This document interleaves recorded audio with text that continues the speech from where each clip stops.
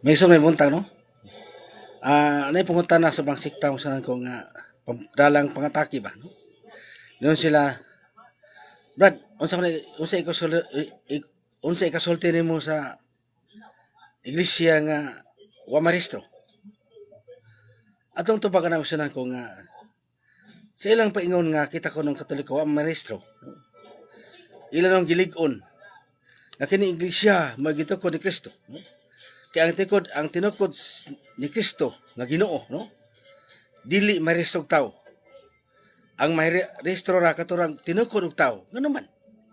Kinahanglan nga kanang iglesia nga gitukod og tao i-restro ka na sa gobyerno, no? Aron kung basin magbuhat sila og di mayo, dali lang silang matris sa gobyerno, no? Apan kini atong iglesia, ang Iglesia Apostolika Katolika Romana nga tinukod ni Kristo, dili gyud marestro og tao. Ngano man? Kay sa Kristo may nagtukod ini, no? Alang-alang man og munaog si Kristo aron pagparehistro sa gobyerno.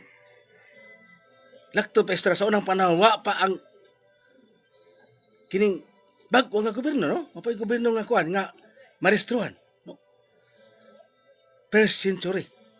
Kini iglesia gito ko ni Kristo. Munang dili gyud ni marestro sa gobyerno, no? Kaya nag-una pa ni sa gobyerno. Kaya ang Ginoo may si Kristo mismo ang nagtukod nini, ang atong Ginoo. Unya i-restore tao. Kana ila nagpasabot na nga sila girestro sa gobyerno kay tinukod lamang og tao, no? Unsa pa nila nga kini atong iglesia tinukod ni Kristo.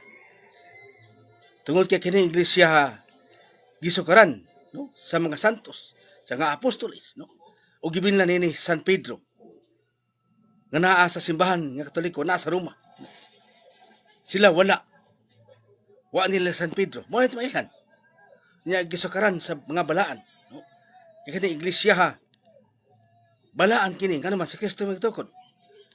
Na sa Kristo nagingon, no? Nga atong Ginoo, pagbalaan ka mo, ingon nga ako ngayon Diyos balaan. So sa ilang pagpangatake nga kini nga atong ang Iglesia Apostolika Katolika Romana, wa na restro sa gobyerno, tinuna nga naman kay si Kristo man ang nagtukod. Dili marestro og tao, kay nga naman ang Ginoo man mismo ay nagtukod. Ang ilaha kay tao ra may nagtukod mo nang i-restro sa gobyerno, no? Kay basin udunay mga kahiwian dali rang matris sa gobyerno. Salamat.